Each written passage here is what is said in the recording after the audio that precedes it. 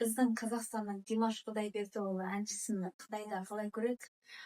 Иә, Димаш негізі I'm Singer бағдарламасына түсті ғой, иә. 2017 жылы болатын. Мен дәл сол кезде Қытайда болатынмын да. И барлығы Қытайда учат болады да, сол жерге барлығы бой салды да Димашты.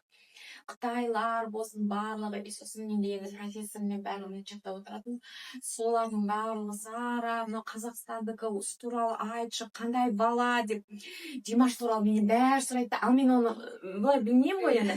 Сөйтіп өзім ютубтан көріп алып, оларға қытайша аударып, ол мынандай, оның әжесі бар деп осылай оларға енді барынша информация беріп. Ол кезде бірінші өлеңі кетті, Димаштың екінші өлеңі кетті.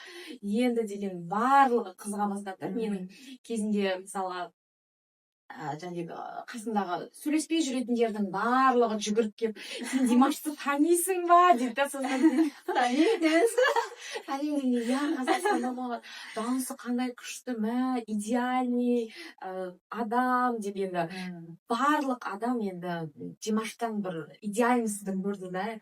Бойы десе бой бар, олар алдынан бері Витасқа өте жақсы көреді. Витастың орнын Димаш шапқан кезде енді барлығы кәдімгідей бір осылай сұхбат бергендей болды ма, біреуінен библиотекада біреуі сұрайды да, мен Димаш туралы сұрайды, айтам, кетіп барсам тағы біреу салады, Димаш туралы айтшы. Бір